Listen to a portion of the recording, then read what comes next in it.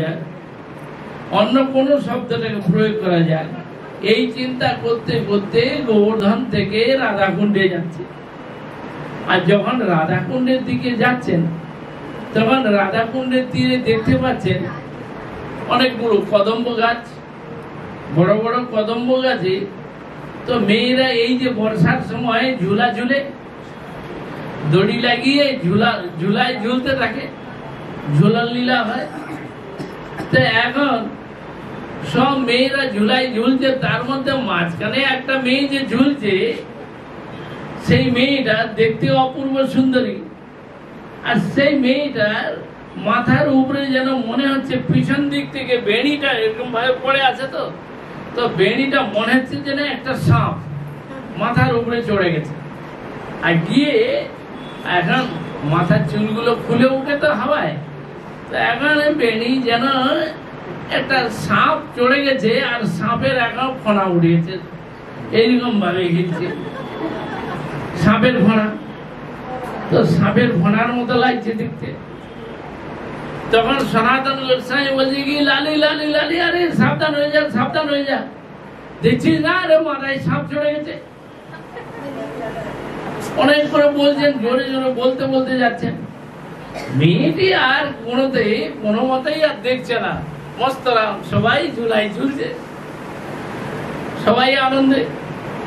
আর সনাতন গোস্বামী দূর থেকে চিৎকার করতে করতে আসেন, আরে লালি সাবধান হয়ে যা, সাবধান হয়ে যা, মাথায় সাপ চড়ে গেছে, দেখতে পাচ্ছিস না।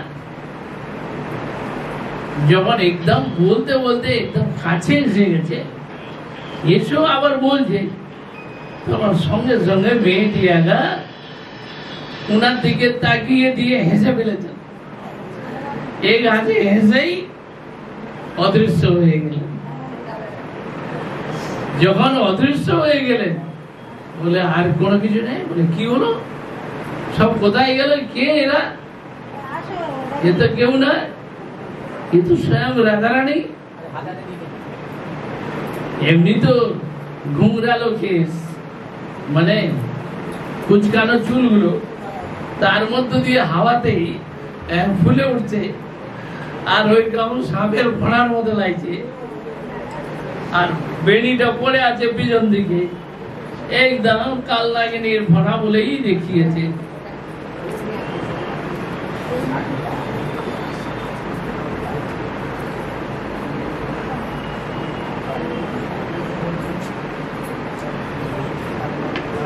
তো এখন বেণী বেলাঙ্গনাম ফোনা তো কাল নাগিনীর ফোনার মতো।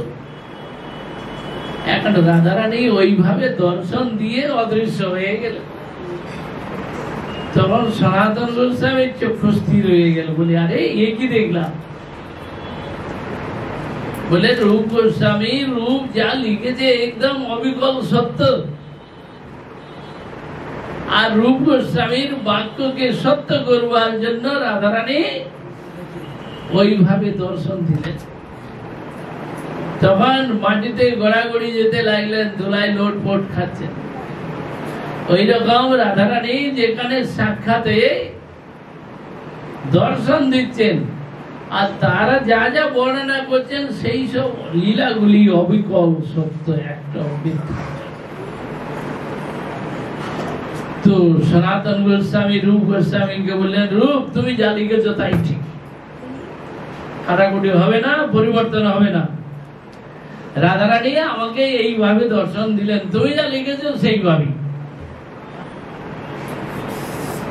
তো এখন এইভাবে রাধা গোবিন্দের তারা ভজন করেছেন। আর রাধা গোবিন্দ তারা সাক্ষাতে দর্শন করেছেন, একবার না অনেকবার। ওই রকম ভাবে পাবন সরোবরে সনাতন গোস্বামী থাকেন, আর রূপ গোস্বামী টের কদম্বে থাকেন। তো এখন প্রত্যেকেই গ্রন্থ লিখেন। একদিন সকাল বেলা একটু সাবধানে বসবেন, আপনারা যে বসছেন না পিছন দিকে ঝোঁক না লাগে। তো দেখুন, তো সনাতন গোস্বামী তিনি এখন এসেছেন, তো রূপ গোস্বামী তিনি এখন যে সমস্ত গ্রন্থ লিখছেন বা শ্লোক ইত্যাদি লিখছেন, এখন ওনাকে শোনান যে এই এই লিখছি, এই এই এখন শুনছেন আর বলছেন, শুনে খুব খুশি, খুব আনন্দ পাচ্ছেন। আর এদিকেও অনেক বেলা হয়ে যাচ্ছে। বেলা হয়ে যেতে দেখছেন যে অনেক বেলা হয়ে যাচ্ছে, এখন তিনি কি খাওয়াবেন সনাতন গোস্বামীকে? নন্দগাঁও থেকে 1-1.5 কিলোমিটার দূর, এখন সেখানে ফাঁকা মাঠের মধ্যে জঙ্গল, ওইখানে থাকেন টের কদম্বে, তো ওখানে তো কোনো খাওয়া দাওয়ার কিছুই নাই, কি খাওয়াবেন, কি করবেন? ওই সময় তিনি মনে মনে চিন্তা করছেন যে যদি আমি মাধবপুরী করতে যাই তাহলে হরিকথা আর শুনতে পারবো না বা বলা যাবে না, এইসব ছেড়ে দিয়ে যেতে হয়, কি করব? এই জন্য বসে বসে একটু মনে মনে চিন্তা করলেন। ইতিমধ্যেই রাধারানী কি করেছেন, ছোট্ট বালিকা 12 বছরের মেয়ে, তাই না, গোপী ড্রেস এখন পরা আছে। ওই অবস্থায় এখন ব্রজবাসী মেয়ে দুধ, দই, দুধ, চাল, চিনি এইসব নিয়ে এসেছে। এসে বলছে কি, বাবা বাবা তোমরা তো হরিকথায় মস্ত, তোমাদের খাওয়া দাওয়ার কোনো চিন্তা নাই, কোনো ধ্যান নেই না। আমার মা এই দুধ পাঠিয়েছে, চাল পাঠিয়েছে, রান্না করে খেয়ে নাও। রূপ গোস্বামী দেখেই বললেন, আচ্ছা আচ্ছা রেখে দাও, রেখে দাও, ঘরে রাখো। ছোট কুটি, বড় কুটি বলে ওখানে রাখো। তখন রাধারানী বলছে কি, সাধু বাবা তোমাদের রান্না খাওয়ারও টাইম নাই, সময়ও নাই, আর চিন্তাও নাই, আমি বানাই। তো সঙ্গে সঙ্গে কতগুলো কাঠ টাটে দুই অতিথি জোগাড় করে নিয়ে এসে চুলা ধরিয়ে রান্না করলেন। পরমান্ন রান্না করেছেন, এখন রুটি টুটি করে নিয়েছেন, যাই হোক করে রান্না করে ওখানে রান্না করে দিয়ে এখন বললেন কি, বাবা আমি রান্না করে দিয়েছি, এখানে রাখা আছে, তোমরা ভোগ লাগিয়ে খেয়ে নিও, দেরি করবে না, খেয়ে নাও, সারাদিন ধরে খাওয়া দাওয়া, কত বেলা হয়ে গেছে, আমি যাচ্ছি। এই বলে চলে গেছে। রূপ গোস্বামী উঠে এখন সঙ্গে সঙ্গে ভোগ লাগিয়ে সনাতন গোস্বামীকে খেতে দিলেন। যখন উনি খেতে লাগলেন, মুখ দিয়েছেন, বললেন যে এ তো মানুষের রান্না নয়, এ কোনো মানুষের রান্না করে নাই, তো কি করলো রান্না? মেয়ে আসলে, একটা মেয়ে এসে রান্না করে দিয়ে গেল, তাহলে কেছে বুঝতে পারে মেয়েটা অন্য কেউ নয়, স্বয়ং রাধারানী নিজেই গেছে। সনাতন গোস্বামী খেতে বসেই বুঝতে পেরেছেন। সনাতন বললেন কি, রূপ তুমি কোনো মনে মনে কিছু চিন্তা করেছিলে? তখন বলতে লাগলো, হ্যাঁ আমি ভাবছিলাম আপনাকে কি খাওয়াইবো, এখানে কোনো কিছু নাই, মাধবপুরী করে আনলে তবে হবে, সেই চিন্তা ভাবনা করছিলাম। তো এখন ইতিমধ্যে একটা মেয়ে আসলো, এসে ওই দুধ চাল কিনে নিয়ে এসেছে আর রান্না করে দিয়ে গেছে। তখন বললেন, জানো মেয়েটা কে? একটা ব্রজবাসী মেয়ে আসলো, তো দেখলাম, আর তো বুঝতে পারি না কে। তখন সনাতন গোস্বামী বললেন, জানো অন্য কেউ না, স্বয়ং রাধারানী নিজেই এসে তিনি রান্না করে রেখে দিয়ে গেছে। কোথায় আমরা তার সেবা করব, আর তার সেবার জায়গায় উনি এখন আমাদের সেবা করবেন, কেমন লাগে? রূপ মনে মনে আর কোনোদিন সংকল্প করবে না, চিন্তা করবে না, নাহলে রাধারানীকে কষ্ট পেতে হবে আমাদের জন্য। তিনি আমাদের জন্য পরিশ্রম করবেন, কষ্ট করবেন, আমরা কোথায় তার সেবা করবো, আর তিনি উল্টা আমাদের সেবা করছেন। তো সেই থেকে আমাদের গুরুবর্গ গোস্বামীগণের শিক্ষা, যে কোনোদিন মনে মনে কোনো কিছু কামনা বাসনা রাখতে নাই, করতে নাই। করলে কি হয়? দুঃখ পেতে হয়, কষ্ট পেতে হয়। আর ভক্তদের জীবনে দেখুন, যারা হরিনাম করে, মন্ত্র জপ করে, প্রত্যেকের জীবনে যার সংকল্প করবেন আপনার সংকল্প পুরা হয়ে যাবে। কিন্তু এখন ভক্তি বা ভজন কি হয়? ওইগুলো দিয়ে চলে যাবে। যদি আপনি চান যে আমি এইটা চাই আর এই দাও, ওই দিয়ে দিবে। ভক্তি দিয়ে তিনি চলে যাবেন, দূরে চলে যাবেন। সেই জন্য ভক্ত সাবধান, চতুর। এই জন্য সমস্ত কামনা বাসনা সব পরিত্যাগ করে নিষ্কপটে তারা ভগবানের ভজন করে। আমাদের ভজনের উদ্দেশ্য কি? রাধা গোবিন্দের সেবা। আমরা রাধা গোবিন্দের সেবা চাই, তাই না? তো এখন গোবিন্দের সেবা করতে গেলে কেমন করে হবে? রাধারানীর আশ্রয় আনুগত্য ছাড়া গোবিন্দের সেবা হবে না। তাহলে গোবিন্দকে প্রসন্ন করতে গেলে রাধারানীর আনুগত্যে তার দাসী, তার কিঙ্করী হয়ে তার সেবা করে। এই ভাবনা নিয়ে ভজন, এই ভাবনা নিয়ে ভক্তি আর সেবা, তাতে গোবিন্দ আমাদের কাছে অতি সহজে এসে যাবে, অতি নিকটে এসে যাবেন। আর অতি শীঘ্র প্রসন্ন হয়ে তিনি আমাদের সেবা গ্রহণ করবেন। রাধিকার দাসী যদি ওই অভিমান, শীঘ্রই মিলই তব গোকুল কান।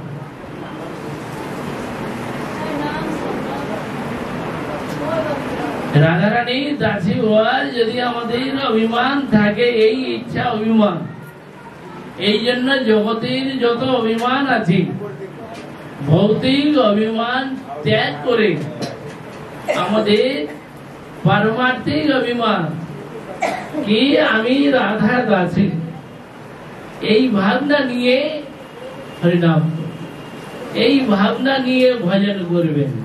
সেবা পূজা ভক্তি যাই কিছু করবেন, সব কিছু রাধারানীর কিঙ্করী দাসী হয়ে তার সেবা করব, এই ভাবনা।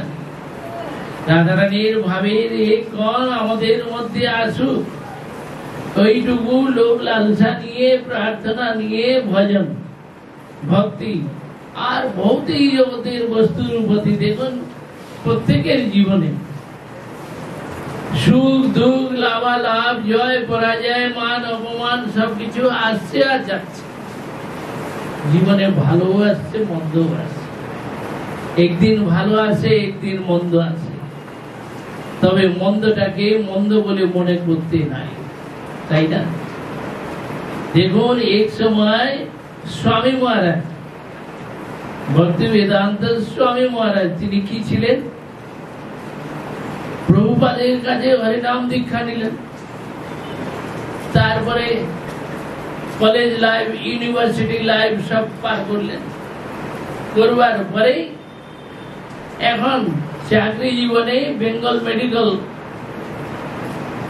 মেডিকেল ওইখানে কোম্পানিতে কাজ করতেন। তো যাই হোক, কিছুদিন কাজ করে সবকিছু শিখে নিলেন। নিজের থেকে এখন ঔষধি ইত্যাদি তৈরি করতে লাগলেন। করে এখন বিজনেস করতে গিয়ে লাভ হলো না, বিজনেস ফেল হতে লাগলো, সংসার জীবনটাও ফেল হয়ে গেল, পারিবারিক জীবনে ফেল। তো परम गुरु महाराज शिल भक्ति प्रज्ञान केशव गोस्वामी महाराज তাকে হাত ধরে টেনে নিয়ে আসলেন, বলে চলো মঠে চলো, মঠে গিয়ে সেবা করো। তো ওই মঠে এসে সেবা করতে লাগলো, মঠে থাকলো। ভাগবত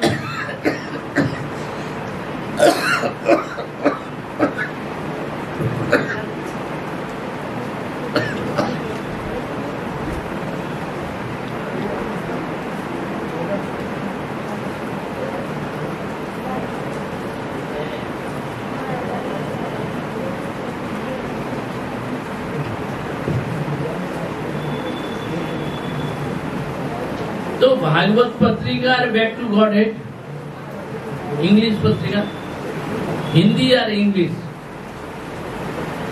এই দুই রকমের পত্রিকা আমাদের বেরোয়। ওই সব পত্রিকাগুলির এখন প্রকাশন করা, তারপরে বাইরে ওইগুলি পাঠানো, এই সব কাজকর্মগুলো ওই করতে করতে উনি